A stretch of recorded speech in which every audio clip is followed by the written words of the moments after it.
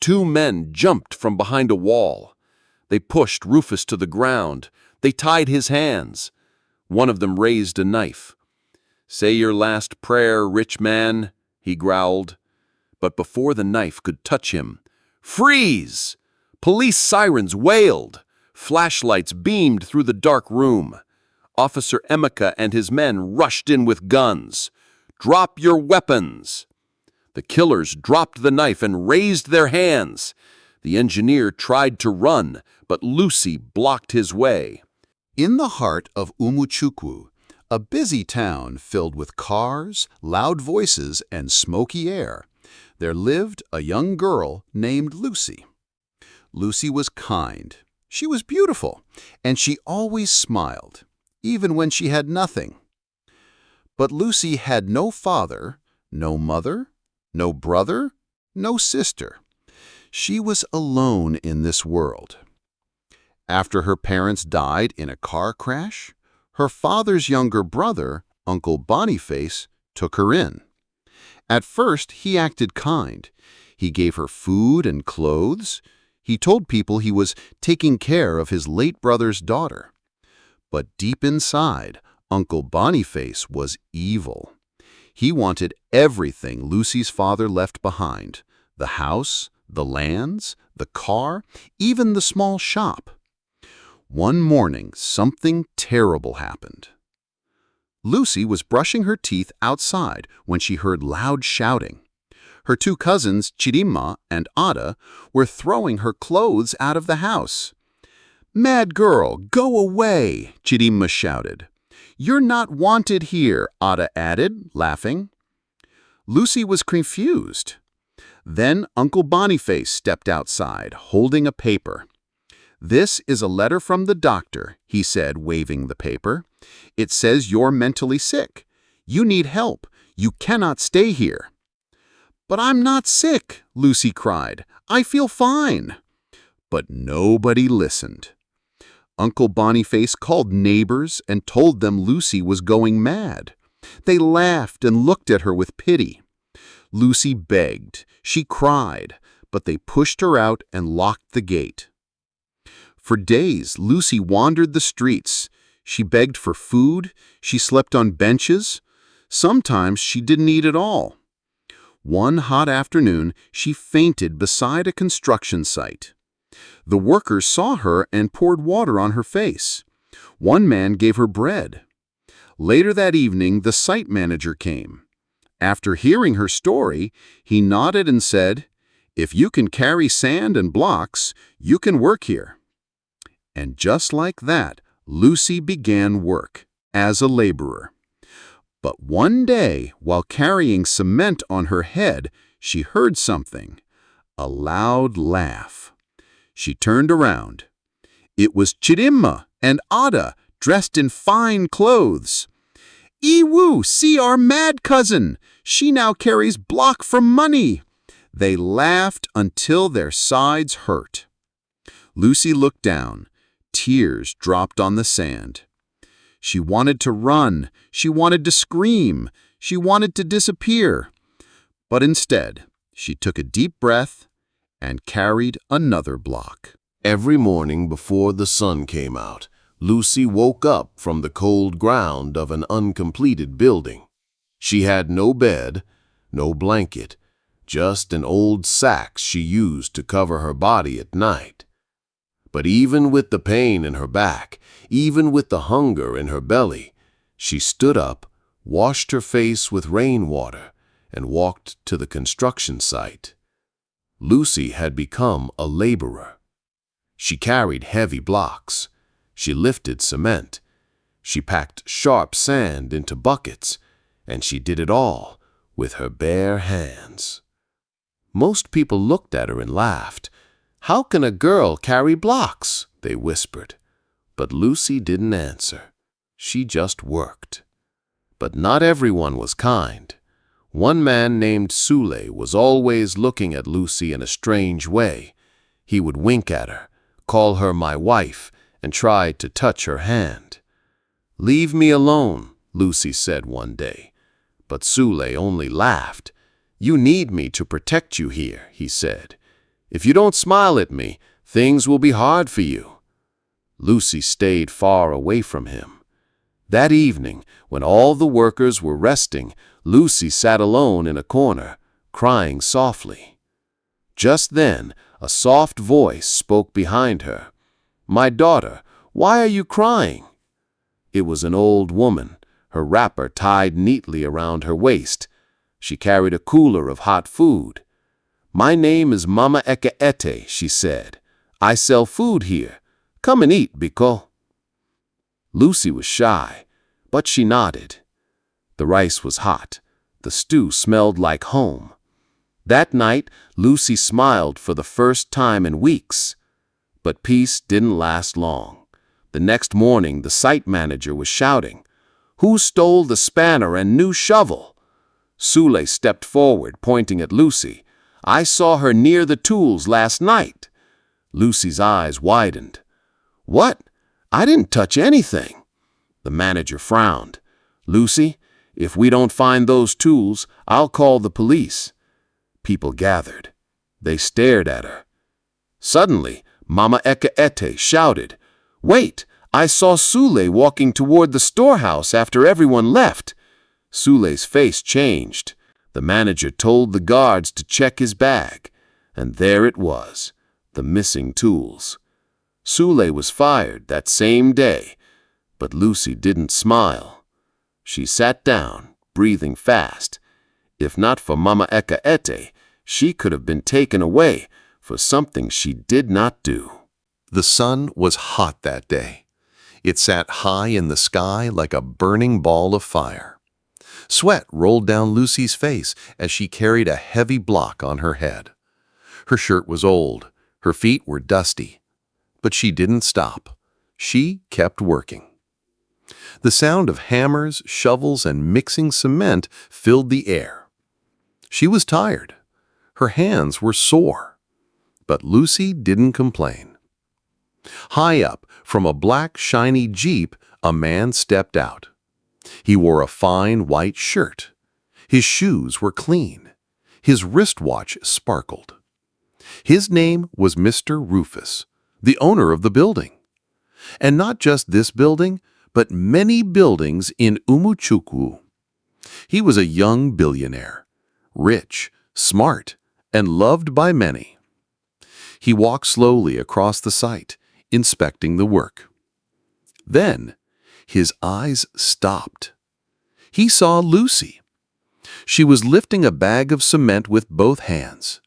Her legs shook, but she didn't give up. Mr. Rufus watched her closely.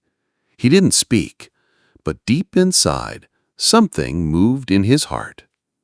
"Who is that girl?" he asked the site manager. "Oh, just a street girl who begged for work," the man said. Mr. Rufus nodded and said nothing more. Just then, a red car drove in. The door opened, and a tall, fancy lady stepped out. She wore high heels and shiny glasses. Her nails were long. Her lips were red. Her name was Amanda, Rufus's fiancée-to-be. "Baby!" Amanda shouted, running to hug Rufus. He smiled weakly and hugged her back. But then Amanda turned and saw Lucy. She looked her up and down. "This one," Amanda laughed. "She looks like a mad goat." Other workers stopped and stared.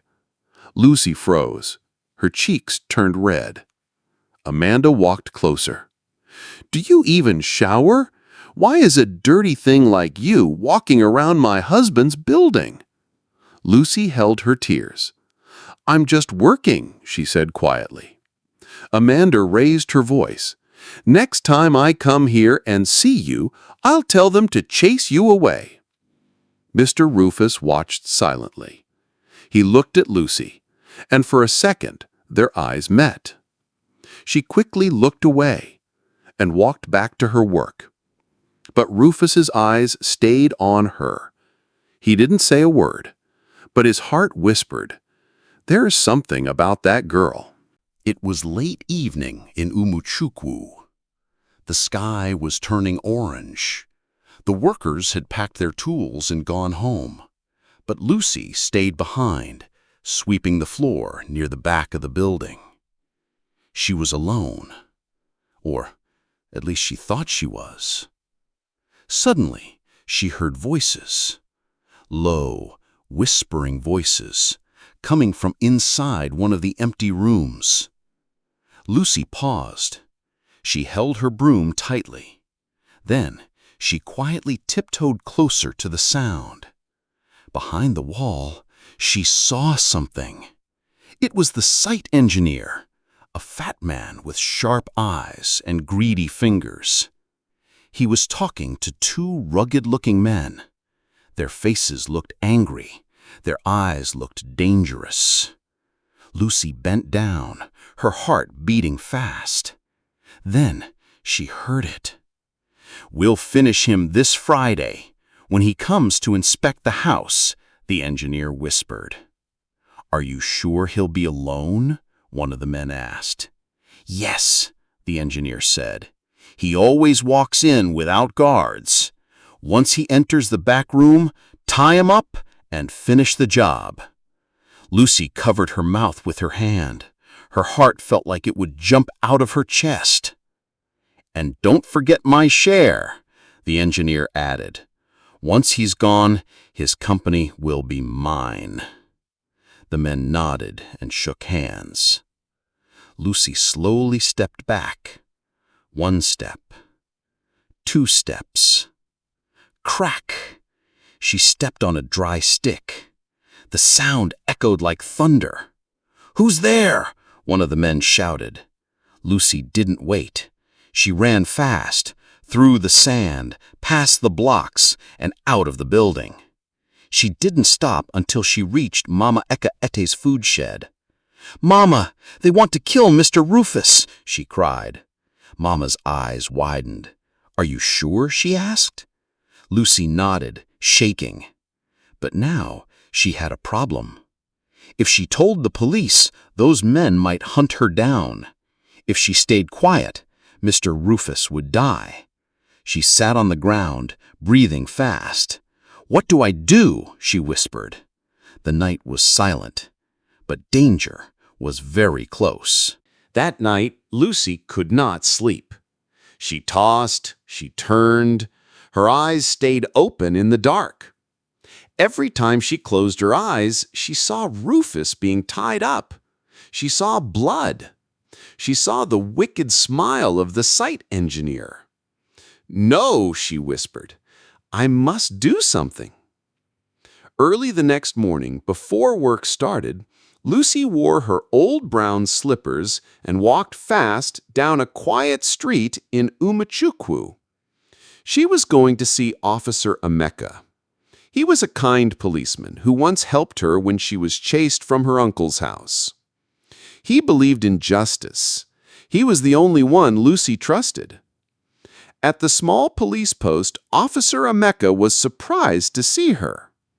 "Lucy, you look worried. What's wrong?" She looked around to make sure no one was listening. Then she whispered, "Sir, some men want to kill Mr. Rufus. I heard them planning it." Officer Emeka sat up. "Are you sure?" Lucy nodded. She told him everything. The whispering, the plan, the Friday attack, the engineer's voice. The officer frowned and rubbed his chin. "This is serious," he said. "But you must be careful, Lucy." He leaned closer. "That site engineer, he's not just a builder. He has friends in high places, even some dirty police officers. If he finds out you told me, your life will be in danger." Lucy felt cold. "But I don't want Rufus to die," she said softly. Officer Emeka nodded. "I will handle it quietly, but you must act normal. No one must know you told me. Do you hear me?" "Yes, sir," she whispered. But trouble was already coming. As Lucy returned to the site, a man named Kola, one of the workers, watched her. He had seen her talking to the police. That afternoon, while others were mixing cement, Cola pulled Lucy aside. "You think you're smart, eh?" he hissed. Lucy's eyes widened. "What?" "I saw you this morning," he said. "You went to report us, Abby. You don't know the people you're messing with." Lucy stepped back. Her hands were shaking. "If you talk too much," Cola said slowly, "you may not live to carry another block." He walked away, smiling. Lucy stood still. Her legs felt weak. Now she knew she was not safe. The night was cold. The sky was dark. No moon, no stars, just silence. It was Friday, the same day the men planned to kill Mr. Rufus. That evening, Rufus arrived at the construction site alone, just like they had planned. He wore a black jacket. He walked with calm steps. He had no idea that danger was hiding in the shadows. Inside the building, the two killers were waiting. They held thick ropes, knives, and something shiny in a black bag. The greedy site engineer stood at the back, smiling wickedly. "Once he enters the hallway," the engineer whispered, "lock the door and finish the job." Meanwhile, Lucy hid in a corner outside the building. Her heart was beating fast. Her palms were sweaty. She held a small phone and whispered, "He's here. The killers are moving." From the other side of town, Officer Emeka and 4 police officers were racing in a van. "Hold on, Lucy," Officer Emeka said through the phone. "We're coming." Inside, Rufus walked slowly through the building. "Hello?" he called. "Is anyone here?" Suddenly, 2 men jumped from behind a wall. They pushed Rufus to the ground. They tied his hands. One of them raised a knife. "Say your last prayer, rich man," he growled. But before the knife could touch him, "Freeze!" Police sirens wailed. Flashlights beamed through the dark room. Officer Emeka and his men rushed in with guns. "Drop your weapons!" The killers dropped the knife and raised their hands. The engineer tried to run, but Lucy blocked his way. "You're not going anywhere," she said boldly. By morning, the news had spread across Umuchukwu. "Young girl saves billionaire from death. Lucy the brave laborer stops assassins." Reporters wanted to interview her. People clapped for her on the street. But not everyone was happy. From a hotel room, Amanda watched the news on TV. Her eyes narrowed. "So now she's a hero," she hissed. "She'll ruin everything." In another part of town, Uncle Boniface threw his phone on the floor. "That girl again, after all I did to remove her?" He picked up his coat. "It's time I remind Lucy who she really is." Lucy had saved Rufus's life, but a new storm was coming, and this time it was personal. After the attack, Rufus was safe, all because of Lucy. He called a press conference. Cameras flashed. Reporters gathered. And in front of the whole town, Rufus held Lucy's hand and said, "This young woman saved my life. She is brave, kind, and deserves the best." People clapped loudly. Some shouted her name. "Lucy! Lucy! Lucy!" She smiled shyly. Her heart felt warm. That same day, Rufus gave her a key, the key to a small but beautiful house in a clean part of town.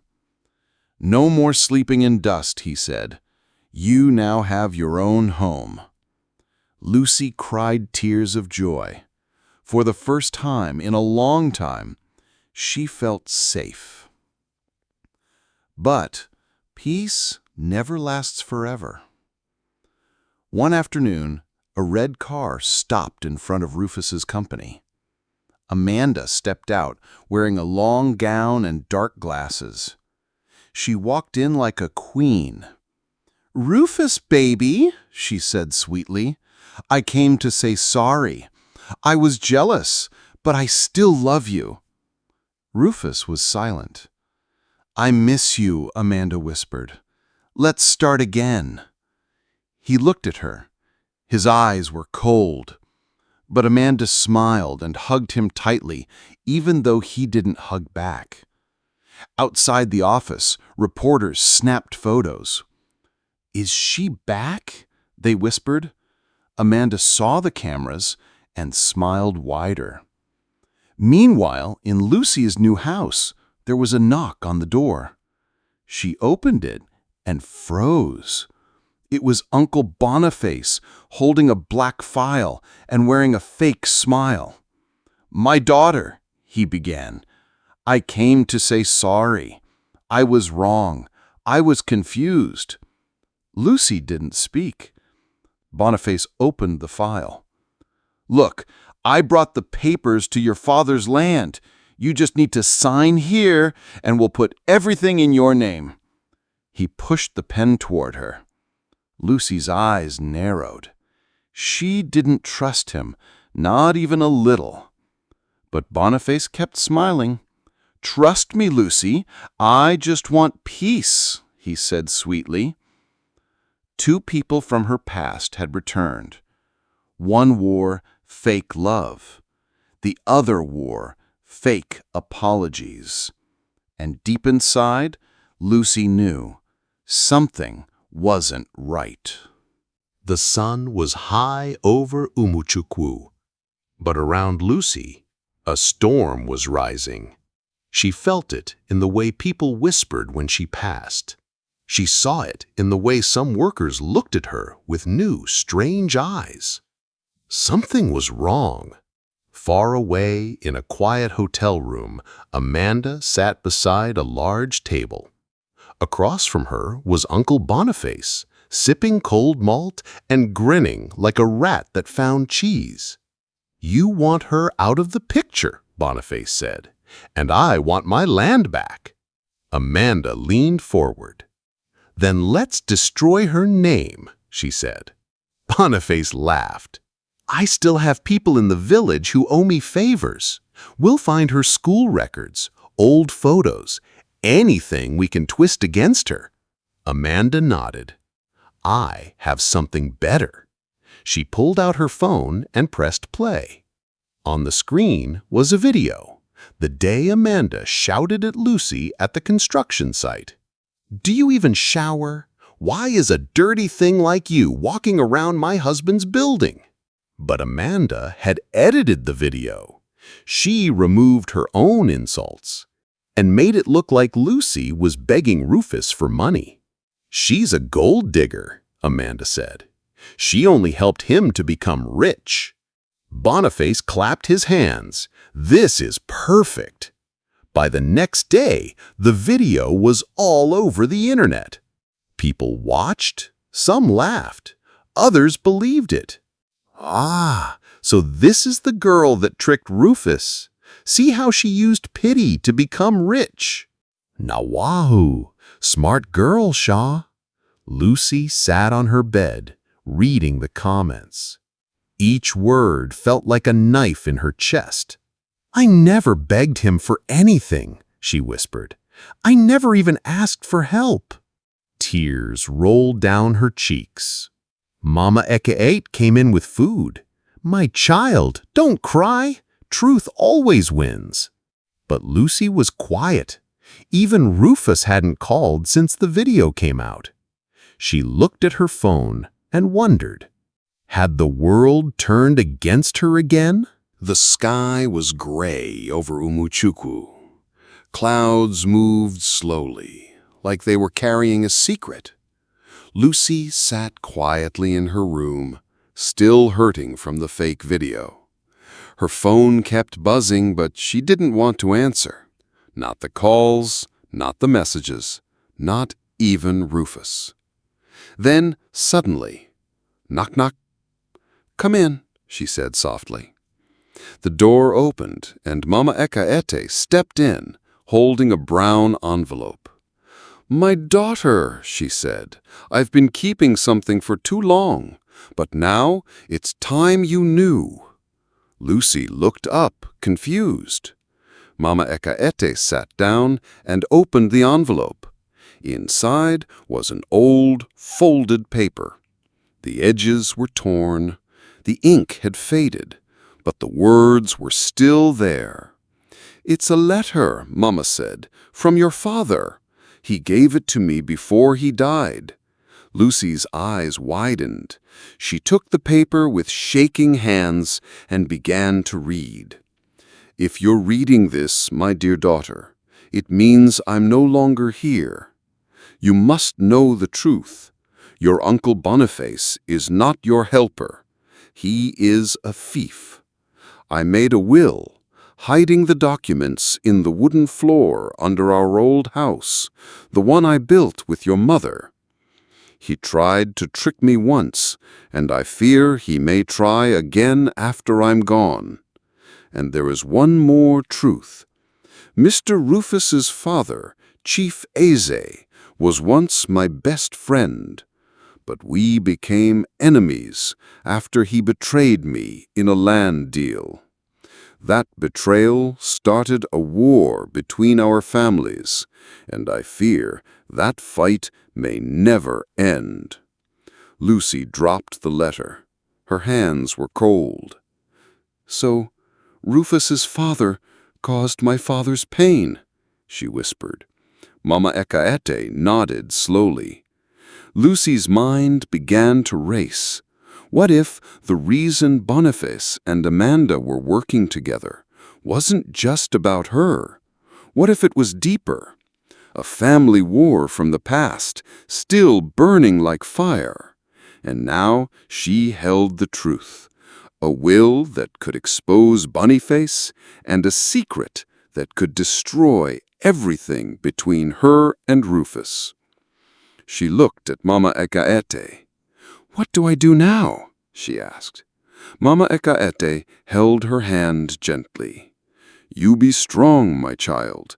The truth is heavy, but it will set you free." The wind blew hard through Umuchuku that evening. Doors slammed, leaves danced in the air. Something didn't feel right. Lucy stood in front of Rufus, holding the old letter in her hand. Her voice was low, but her heart was loud. "Rufus, your father and my father, they were once friends. But something happened. Your father betrayed mine."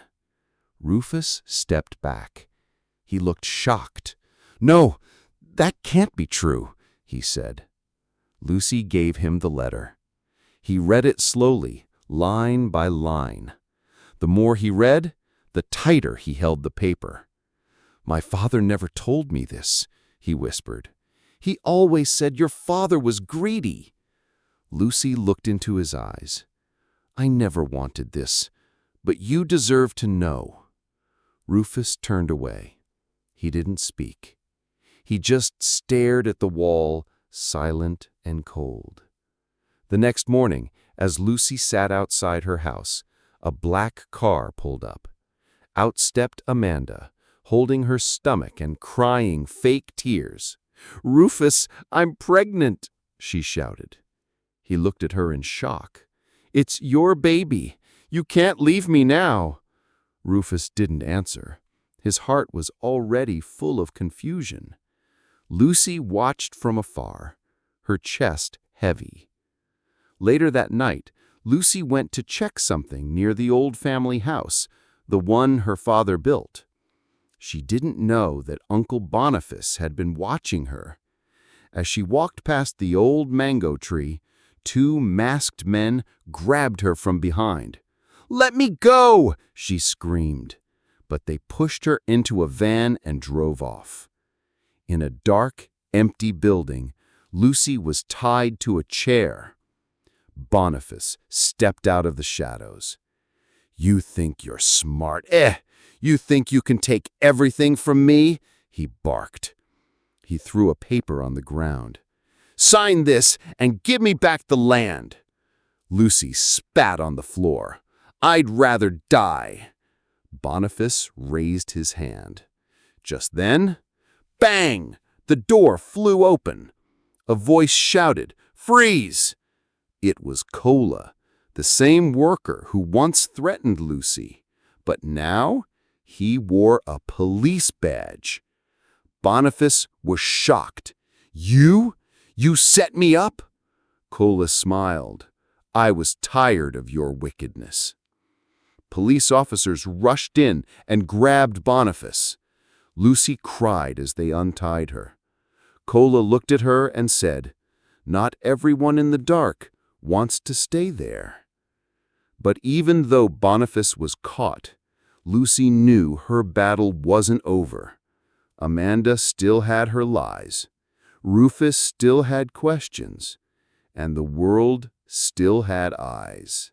If this story touched you, don't forget to like, subscribe, and share this video, because the next part, it will leave you speechless.